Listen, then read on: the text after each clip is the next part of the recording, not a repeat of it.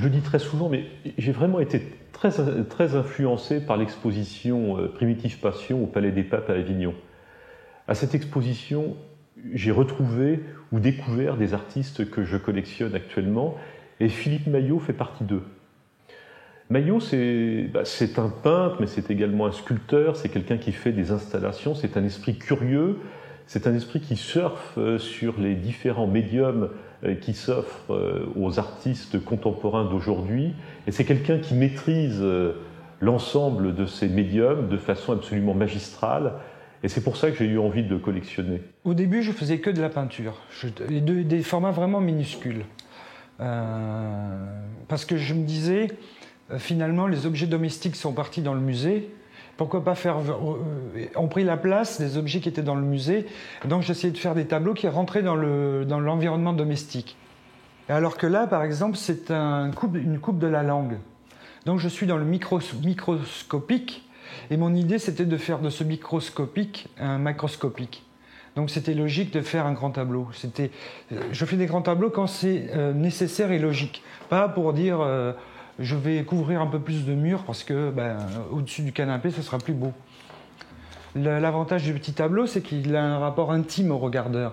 On est face à face comme avec quelqu'un. On ne peut pas regarder à 10 un petit tableau. Alors qu'un grand tableau, on regarde ça un petit peu comme un site, comme un paysage. Il y a dans la pensée de Bataille des sujets qui permettraient de rendre compte de son esthétique. Par exemple, c'est une esthétique de la bestialité. Alors qu'est-ce que ça veut dire ?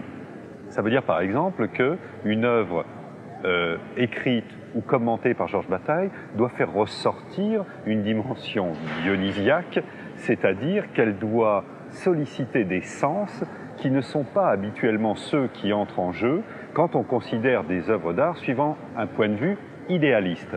La beauté parfaite, une idée littéraire qui va être illustrée par un propos, etc., plastique. C'est pas ça, c'est par contre ce qui va faire à l'intérieur de l'œuvre d'art sortir des éléments qui vont te faire sortir de toi. Par exemple, le tactile. J'en viens là puisque la seconde exposition, par exemple, que j'ai faite après celle de Georges Bataille, c'était une exposition sur le tactile dans l'art. Et le tactile, c'est précisément la part refoulée de l'esthétique. On juge avec les yeux, pas avec les mains. Bataille nous dit, mais peut-être faut-il aller chercher du côté de ses pulsions, du côté de ce que l'éducation a refoulé, une autre considération esthétique, en particulier celle qui va faire qu'on regarde, y compris un tableau, pas seulement une sculpture, autant avec les mains qu'avec les yeux. Bon. Je me suis mis à faire de la sculpture presque par besoin physique. J'en avais un peu ras-le-bol au bout de 10 ans d'être toujours assis face à un truc blanc, toujours dans la même position. Je me dis j'allais devenir bossu. Donc je me suis levé, si vous voulez, pour travailler les objets. Mais pour moi, les objets ne sont que le prolongement du tableau. Ce sont des tableaux en volume. Toutes les machines, tout ça. Donc ce sont des anti-tableaux. Le tableau, c'est le silence, l'immobilité, la vie quoi, comme on disait dans la tradition picturale. Et donc je me suis dit j'allais faire des anti-peintures, donc des objets animés, des objets bruyants et des choses violentes, vous voyez. Alors que mes tableaux sont plutôt calmes, plutôt sereins, presque métaphysiques. Quand je fais des photos, j'ai fait quelques photos de chimères notamment, je me disais que je ne pouvais photographier que des chimères. Parce que la réalité, soi-disant, de la photo, l'objectivité, objectivité de la photo, c'est qu'un point de vue, c'est un cadrage. Donc je me suis dit que les chimères, c'était parfait à photographier. Donc je fabrique des petites chimères en objets que je photographie et je leur redonne une échelle réelle. J'agrandis la petite maquette pour redonner à la chimère son aspect animal à la taille 1, vous voyez. Donc c'est toujours ce que je recherche, c'est la spécificité du médium.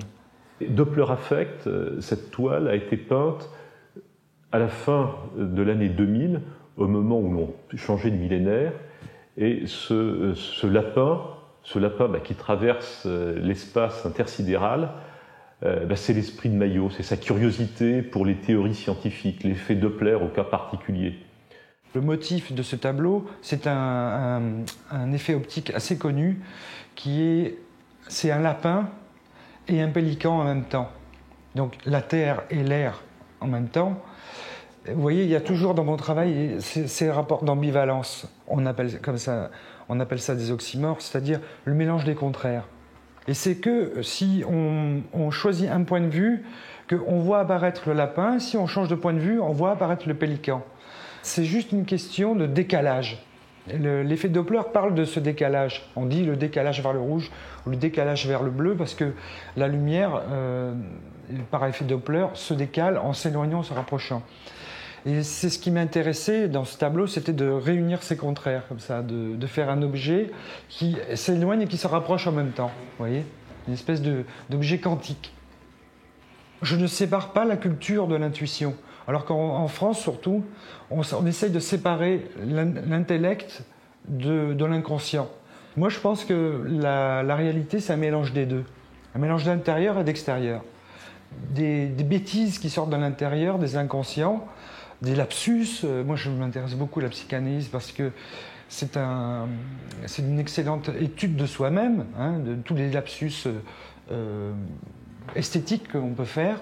Mais en même temps, ce lapsus, il est érodé, si vous voulez, il est ébardé par la culture. Je pense que la dérision, c'est quelque chose qui évite la croyance. Donc, cette dérision, c'est une manière de ne pas croire, si vous voulez. De ne pas être un prosélyte de l'art ou un prosélyte de la peinture ou quelque chose qui est, comme moi je dis souvent, les gens rentrent dans l'art comme d'autres deviennent royalistes.